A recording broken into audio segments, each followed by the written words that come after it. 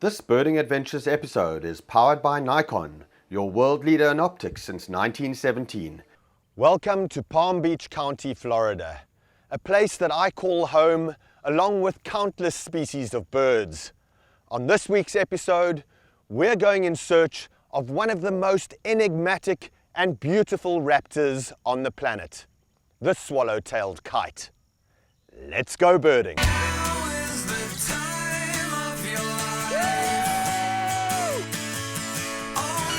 That was awesome.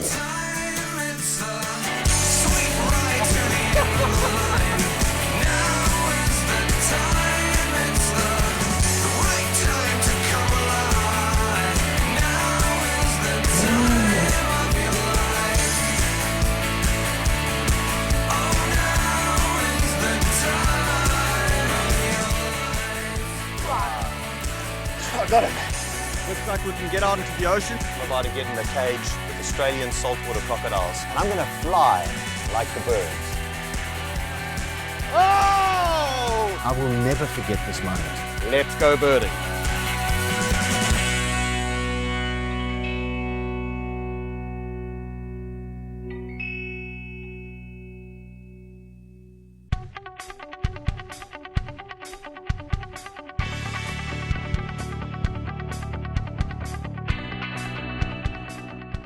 Palm Beach County is one of the largest and most eco-diverse counties in all of Florida, and the Palm Beaches are a paradise of never-ending outdoor activities and things to do and see.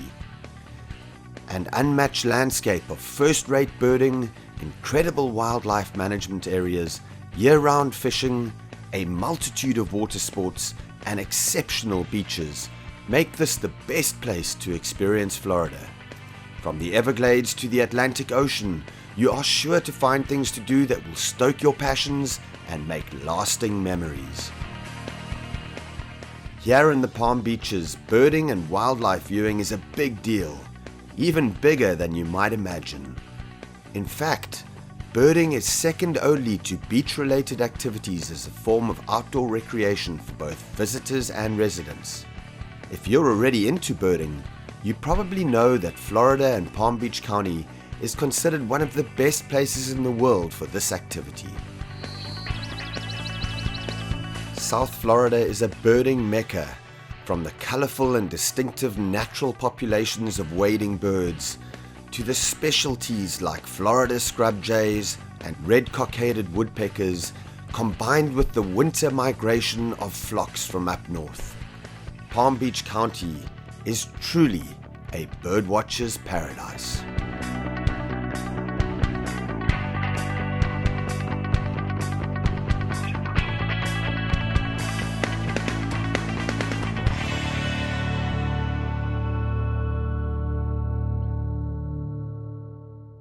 I'm standing at one of the most productive birding areas in all of Palm Beach County. This is STA 1 East. It's right opposite Lion Country Safari, next to Southern Boulevard. And this place is so diverse. I mean, I'm looking right now at a massive alligator surrounded by a roseate spoonbill, surrounded by egrets, and a whole lot of birds just in one field of view. It's an amazing place to go birding and excellent for waterfowl and shorebirds at any time of the year.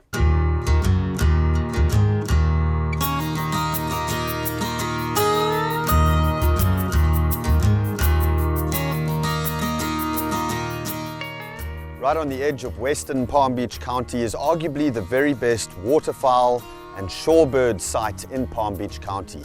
These are the STAs, or stormwater treatment areas, and there are a number of them spread out across western Palm Beach County. And these STAs are managed by the South Florida Water Management District. And they're basically treatment ponds that treat the water that flows off the agricultural fields before it gets circled back into the Everglades. So they're very, very important from an ecological standpoint, and also very important as a migrant stopover for migratory waterfowl and also a whole bunch of shorebirds.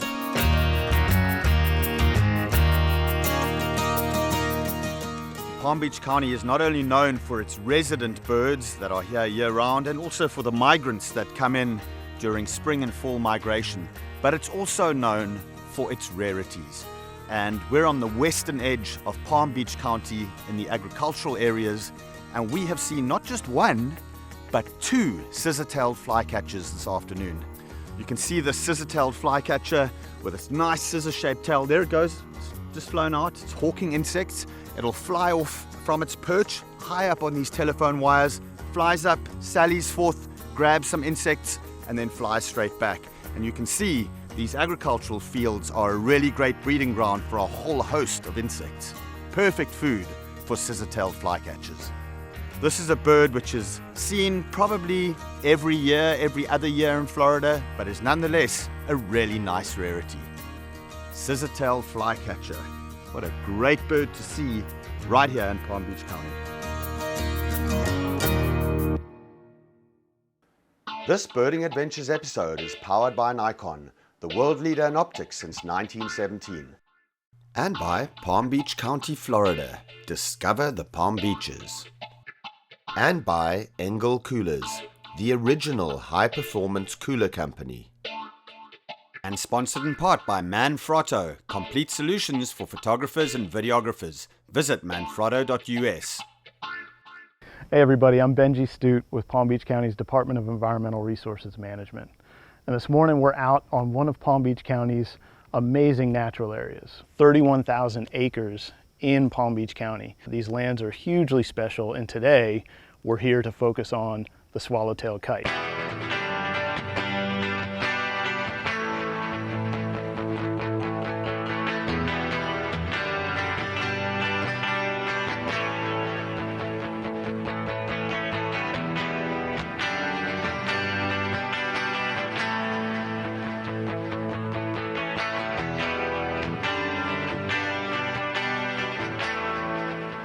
Palm Beach County is chock full of natural areas, and every spring countless swallowtail kites return from their wintering grounds in Central and South America to take advantage of this bountiful beauty.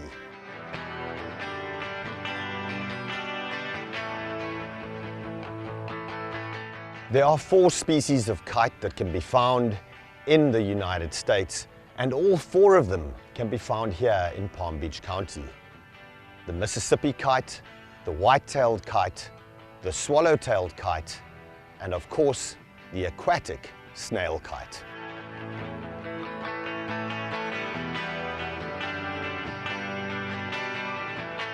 Well, the swallow-tailed kites are back in huge numbers this year in Palm Beach County, and they have this amazing routine every single day. In the mornings, they wake up right at sunrise and they start stretching those wings, and they do this almost like this vampire display where they dry out those wings from the dew of the night before. And then they stretch and get ready, and they flap their wings, getting ready to fly and go on their aerial missions in quest of insects. And then you'll see them take off in the morning. They'll wait for those thermals as the ground heats up around 9:30 in the morning. Then they'll take off, get into those thermals, maybe take a quick drink of water from a canal or a water source, and then they'll ride those thermals all the way up to their hunting grounds, where they'll spend the rest of the day looking for insects. And come evening time or late afternoon, they'll fly back to the roost site, maybe on the way grabbing a quick insect or a last meal before nighttime. And they'll roost in these numbers right at the top of cypress trees where they're safe from predators. Wow, they're such handsome kites. Beautiful, subtle coloration, really handsome markings, and just beautiful with that lovely forked tail.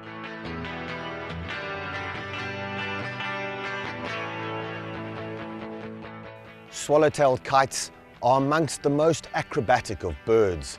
That stunning tail just fans out when they're flying, and they're able to do these amazing circles and swoops and dives, very acrobatic, and using that tail as a rudder and a stabilization. Absolutely amazing acrobatic aerial predators.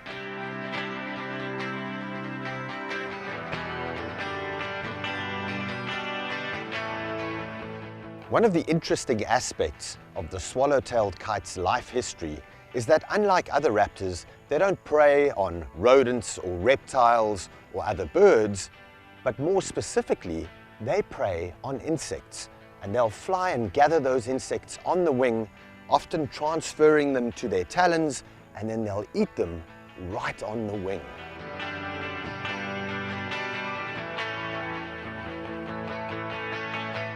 We're very fortunate to meet up with Ken Meyer from the Avian Research and Conservation Institute, and he's been studying swallow-tailed kites for years. Swallowtail kites are an awesome bird, easy to recognize, so they're very popular and they're beautiful. I started studying them in 1988 because they had not been studied, and the understanding was, and I think this was quite accurate, that in the early 1900s their population took a large dive.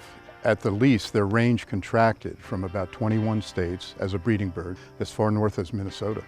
So no one really knew how big a population they were, but it was assumed to be down around 5,000, which is very small for a wild bird, especially a migratory bird. So I got fascinated with them because there was a need for study, and they're so interesting. And they're social.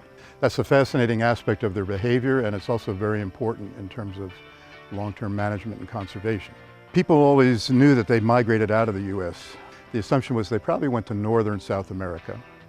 They may have gone over Mexico. They may have gone across the Gulf of Mexico, the Western Caribbean. They could have gone east around the Caribbean islands and come into Trinidad, Tobago, and then northeastern Brazil. It turns out that most of those things were completely wrong.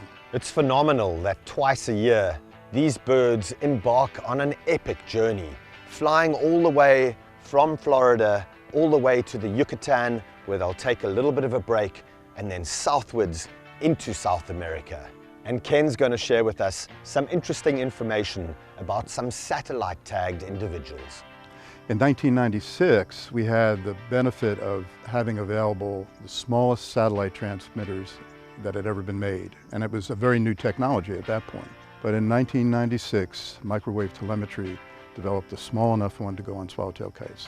So we designed safe harnesses based on 20 years of experience prior to that, and discovered within the first few weeks of tagging the birds in Big Cypress National Preserve that they go to southern and central Brazil, 5,000 miles at least. And they take their time. They go across the water to start with. They fly over to the Yucatan Peninsula. They may touch down on western Cuba. They get to the Yucatan Peninsula and they rest.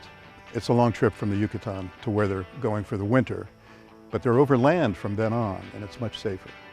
And they do that back and forth every year. This Birding Adventures episode is powered by Nikon, the world leader in optics since 1917. And by Palm Beach County, Florida. Discover the Palm Beaches.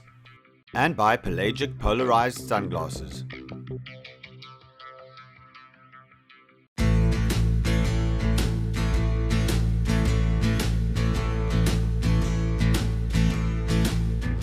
So Palm Beach County's natural areas, over 31,000 acres in the county. They're not just about birding, although the birding is incredible here. But there are so many other ways that you can experience the natural areas and so many other things to do.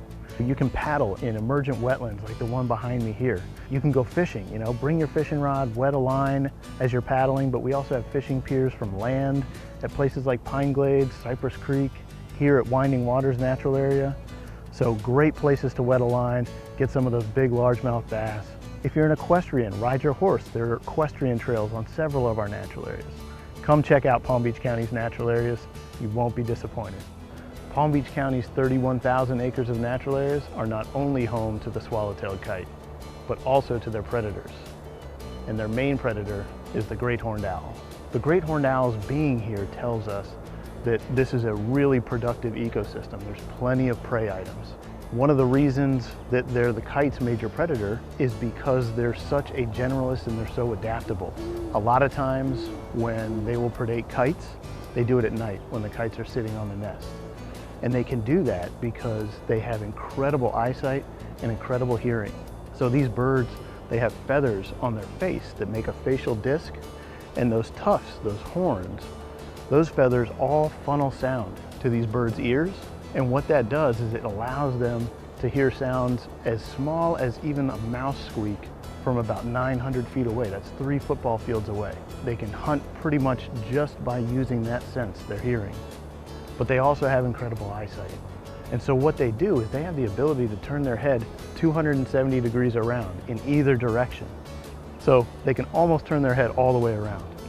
And that allows them to look around, but having those fixed eyeballs in their skull really, really enhances their ability to see, especially in low light.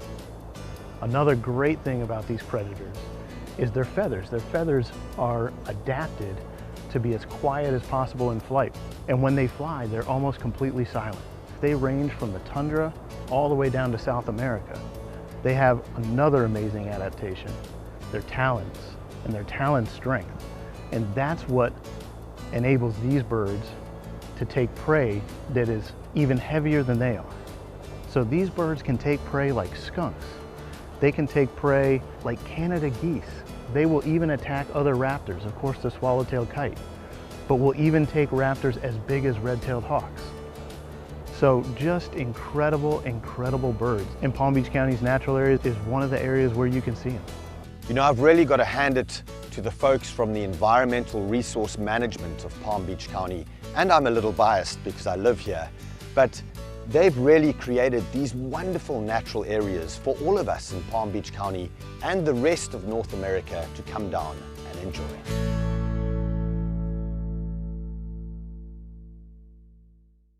This Birding Adventures episode is powered by Nikon, the world leader in optics since 1917.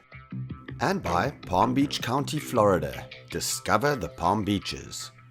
And by Engel Coolers, the original high-performance cooler company.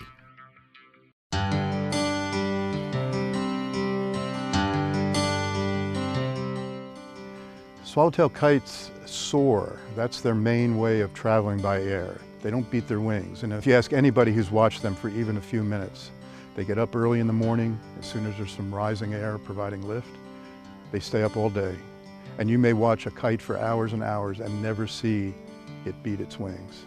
They'll change the shape, just like a gliding machine would, take advantage of that lift. It's mesmerizing behavior and also amazing when you think about it in an aeronautical sense. Most people don't realize they actually have about a 4-foot wingspan. They're a very large bird, but they're so adept and so agile when they're flying, so graceful. You would think that they're a much smaller bird. As they leave Florida, they gather in these large night roosts to find food together, to put on fat, to prepare for this long trip south. And that's an amazing spectacle in itself. They do this in very remote areas. They're very wary, easily affected by disturbance. So they tend to roost in wet areas that are not accessible to many people. And they nest in areas that have a lot of dense vegetation. They roost in areas that also have a lot of dense vegetation. The area right where I'm standing is excellent swallowtail kite habitat. It has these older pine trees that emerge above an understory and midstory that's very busy, very grown up. Their major predator is great horned owls, because great horned owls really take a toll on nesting kites. They'll come to a nest one night and kill the female. They'll come back the next night and take one of the surviving babies. Or when the babies are large and about to leave the nest, about to fledge, the great horned owls may take one young kite one night, and come back 2 or 3 nights later and take the next one. The interplay of all these factors, the threats, the benefits of certain habitats, the shape of the landscape that works best for them, all those things play into whether or not kites are successful enough to persist into the future. Historically, the numbers of swallow-tailed kites have never been really high in the southeastern United States. And it's for this reason that Ken, every single year, does aerial surveys over the natural areas, looking at the roosts from the air. And he takes aerial photographs because those swallow-tailed kites really stand out in the cypress groves where they roost. We've had the good fortune to use these pre-migration roosts as a survey focal point. In any given year now, we fly over 12 to 14 or 15 of these large roosts that form in the same places every year. We put 2 or 3 airplanes up on the same mornings at exactly the same time. About an hour and 20 minutes after sunrise is what we have. And we take photographs of the kites roosting in clusters. And because they have these white heads that are so distinctive, especially in that low morning sunlight, they just light up. We count those birds very accurately. I've been doing that since 1989. And since 2006, we've been using the same set of 12 to 14 or so of these large roosts. So we have this uncommon, unbelievably great opportunity to track the trends of the U.S. population just by doing this in Florida. Because most swallowtail kites nest in Florida, and most of the U.S. population passes through Florida as they start their southbound migration. What we know from these monitoring data, only in the last few years when it's all come together, is that right now swallowtail kites seem to be very slowly but steadily increasing. It is vital that during this pre-migration communal roost stage that the kites are not to be approached or disturbed. They are preparing for an incredibly arduous and very risky migration.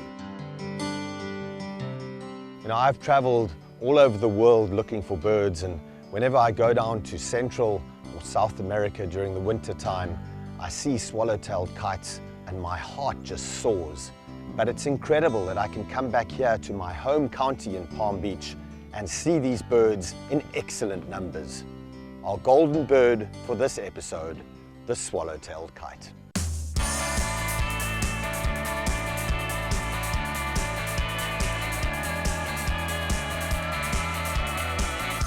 sitting on a station floor, heading back to a place you've never been before.